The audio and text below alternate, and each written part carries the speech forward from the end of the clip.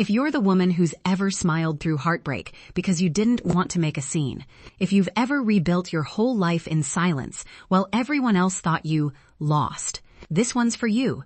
Make some tea, get comfortable, because this isn't a dramatic revenge story. It's quieter than that. It's sharper. My name is Isabella Bella Marconi Russo, and 3 weeks before my wedding, my fiancé left me for my best friend.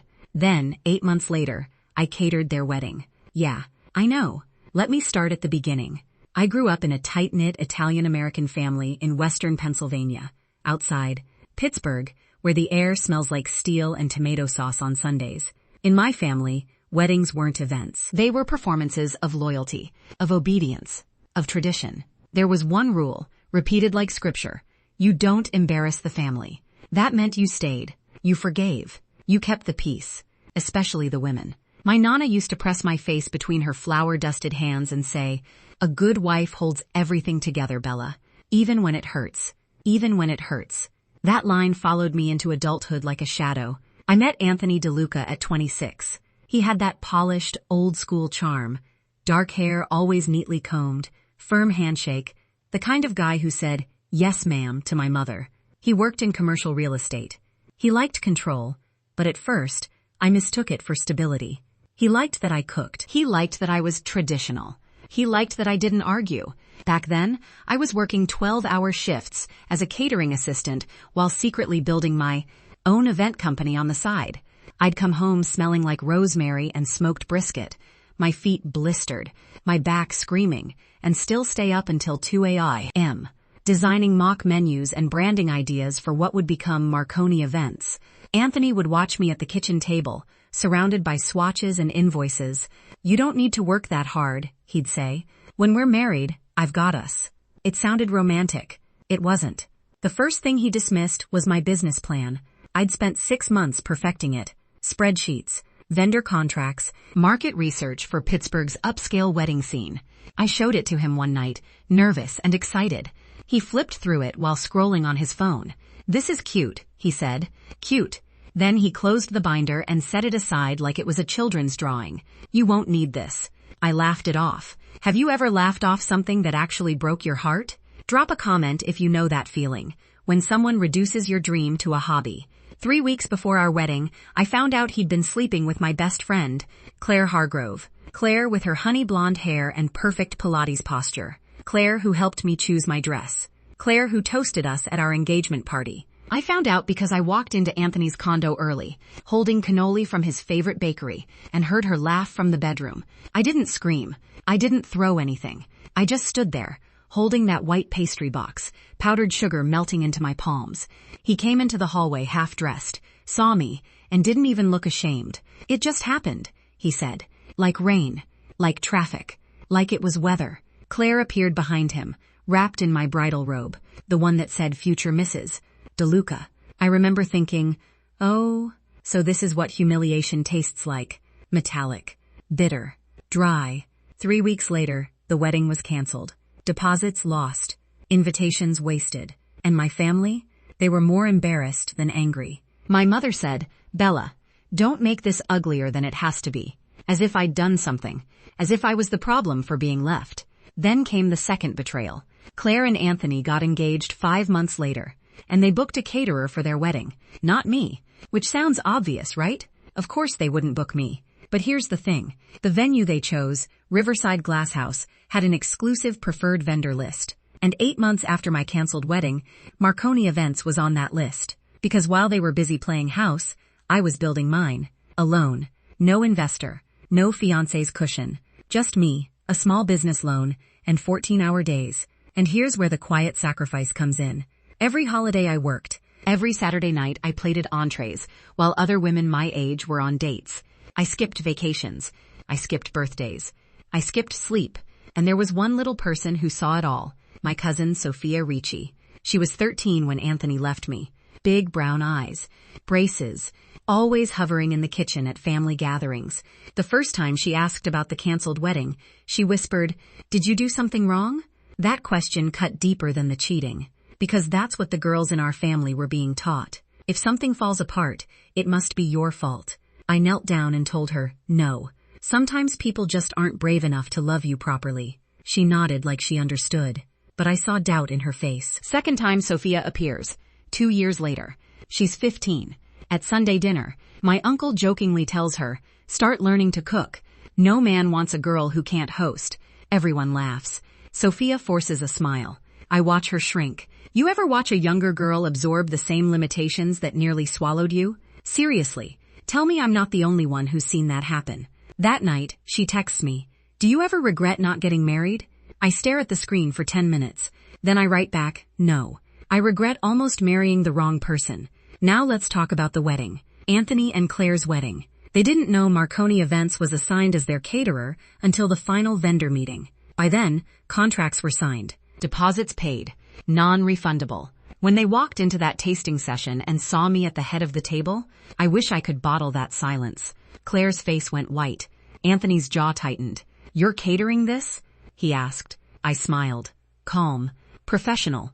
"Yes. We're the venue's exclusive culinary partner." Claire glanced at him. "We can switch, right?" I slid the contract across the table. "Cancellation within 30 days forfeits full payment." And here's the thing. I didn't inflate the price. I didn't sabotage anything. I just existed. Powerfully. Calmly. And they had to swallow it. But the true climax wasn't that meeting. It was the wedding day. Let me slow this down. Because this moment, this was everything. The glass house sat right on the river. Walls of transparent panels catching late summer light. The air smelled like peonies and polished wood. My team moved like a quiet orchestra. Black uniforms, crisp aprons, trays gleaming under chandeliers. I wore deep emerald that day. Not bridal white. Not revenge red. Emerald. Grounded. Steady. I walked the floor before guests arrived, checking every detail. Prosciutto roses perfectly folded. Burrata drizzled in truffle honey. Lemon thyme chicken resting under silver domes. Nothing rushed. Nothing sloppy. When Claire arrived, her gown rustled like static electricity. She avoided my eyes. Anthony approached me near the bar. "You're enjoying this," he muttered. I met his gaze. "No," I said evenly. "I'm working." He searched my face for bitterness. For cracks. There were none. And then, Sophia. 17 now. Taller. Poised. Wearing a pale blue dress. She walked up to me while guests filled the room. "You look powerful," she whispered. I laughed softly. "I look employed." She shook her head. "No. You look like you won." That's when I realized something.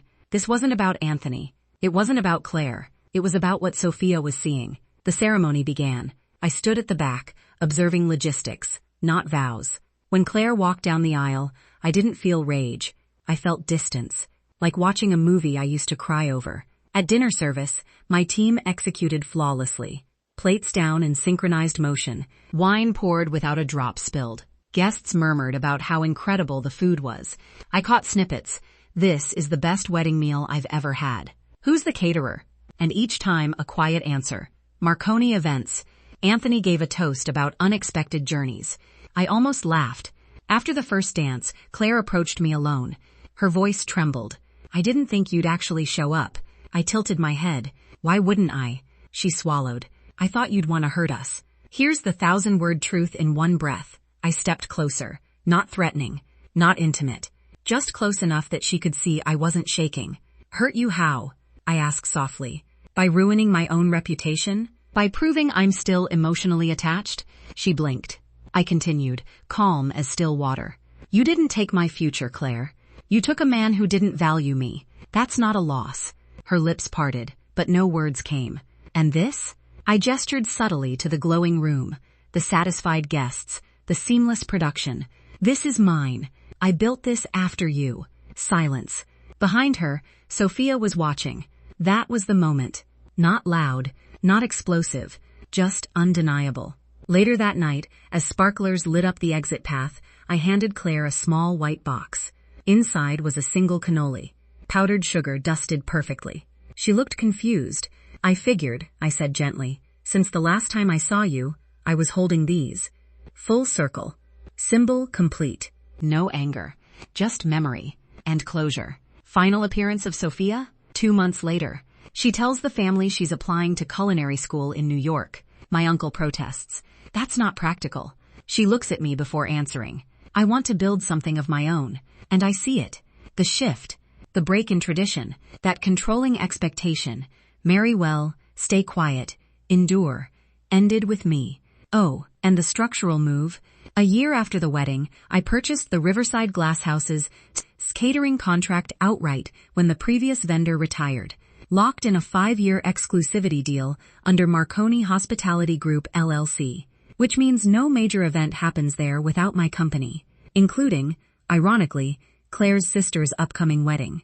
Contracts don't care about feelings. They care about signatures. So, here's what I want you to take from this, if you're still with me. Revenge doesn't have to scream. It can plate hors d'oeuvres flawlessly. It can sign contracts. It can mentor the next girl in line and show her a different path. Have you ever had a moment where your calm success said more than anger ever could? Tell me.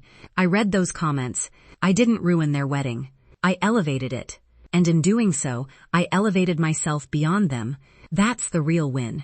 If this story felt like it was written for you, if you really did, if you've ever rebuilt in silence, subscribe to Her Untold Revenge and share this with a woman who needs to know that being left isn't the end of the story. Sometimes it's the beginning of ownership.